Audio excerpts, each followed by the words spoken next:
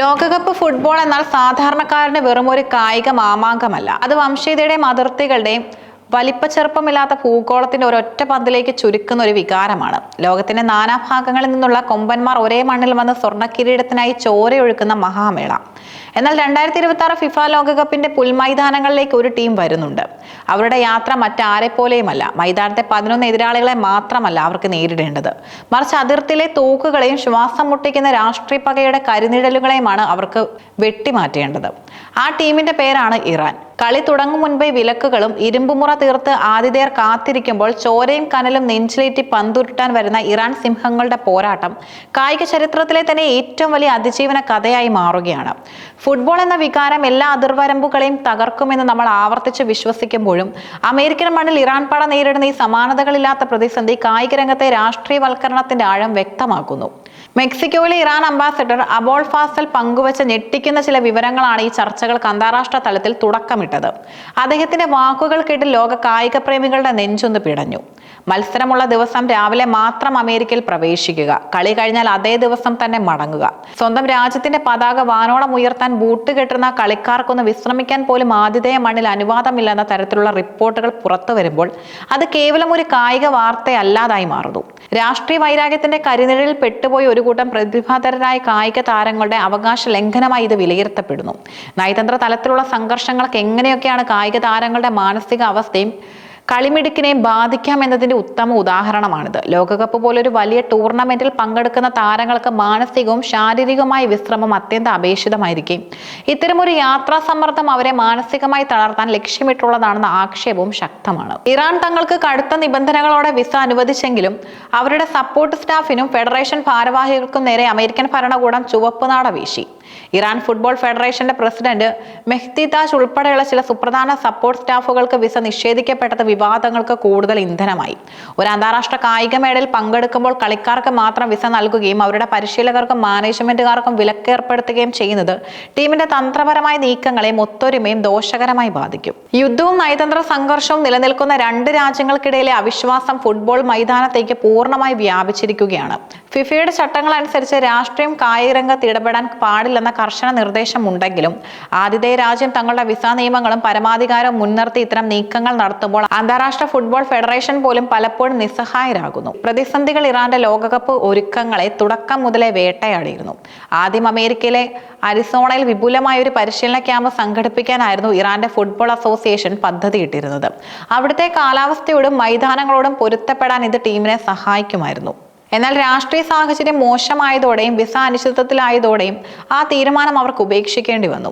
നിലവിൽ മെക്സിക്കോയിലെ അതിർത്തി നഗരമായ ടിജുവാനയാണ് ഇറാന്റെ താൽക്കാലിക ആസ്ഥാനം. ലോകകപ്പിൽ പങ്കെടുക്കുന്ന മറ്റ് 47 ടീമുകളും മത്സര നഗരങ്ങളിലെ അത്യാധുനിക സൗകര്യങ്ങളുള്ള ഹോട്ടലുകളിൽ താമസിച്ച് വിമാനത്താവളങ്ങളിൽ നിന്ന് പ്രത്യേക ഗ്രീൻ ചാനൽ വഴി യാത്ര ചെയ്യുമ്പോൾ ഇറാൻ മാത്രം അതിർത്തിക്കപ്പുറത്ത് നിന്ന് ഓരോ മത്സരത്തിനും അതിസാഹസികമായി പാസ്പോർട്ടും വിസയും കാണിച്ച് പരിശോധനകൾക്ക് വിധേയരായി എത്തേണ്ട അവസ്ഥയിലാണ്.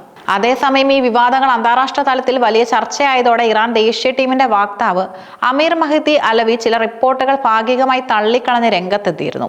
മാധ്യമങ്ങളിൽ പ്രചരിക്കുന്നത് പോലെ അത്ര ദയനീയമായ സാഹചര്യമല്ല ഉള്ളതെന്നും ടീമിന് മൾട്ടിപ്പിൾ എൻട്രി വിസകളാണ് ലഭിച്ചതെന്നും അദ്ദേഹം വ്യക്തമാക്കി. ഓരോ മത്സരത്തിനും 1-2 ദിവസം മുൻപ് അമേരിക്കയിൽ പ്രവേശിക്കാൻ ടീമിന് ഔദ്യോഗികമായി അനുമതി ഉണ്ടെന്നും അദ്ദേഹം കൂട്ടിച്ചേർത്തു.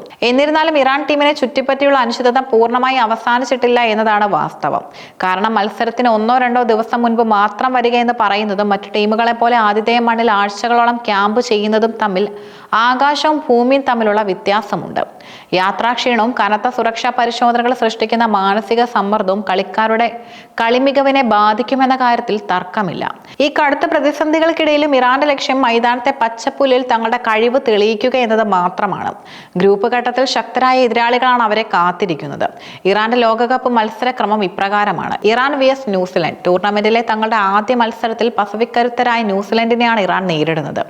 മാനസികമായ സമ്മർദ്ദങ്ങളെ അതിജീവിച്ച് ടൂർണമെന്റിൽ നല്ലൊരു തുടക്കം കുറിക്കുക എന്നത് ഇറാൻ അത്യന്തം അപേക്ഷിതമാണ്. Iran vs Belgium. യൂറോപ്പിലെ ഏറ്റവും മികച്ച ടീമുകളിൽ ഒന്നായ ബെൽജിയവുമായുള്ള മത്സരം ഇറാന് കടുത്ത പരീക്ഷണമായിരിക്കും. ലോകോത്തര താരങ്ങളുള്ള ബെൽജിയത്തെ നേരിടാൻ 100% ശ്രദ്ധയും ശാന്തതയും ആവശ്യമാണ്. Iran vs Egypt. ആഫ്രിക്കൻ വീര്യവുമായി വരുന്ന ഈജിപ്തുമായാണ് ഇറാന്റെ ഗ്രൂപ്പ് ഘട്ടത്തിലെ അവസാന പോരാട്ടം. നോക്കൌട്ട് ഘട്ടത്തിലേക്കുള്ള വഴി നിർണ്ണയിക്കുന്നതിൽ ഈ മത്സരം നിർണായകമായി പങ്കുവഹിക്കും.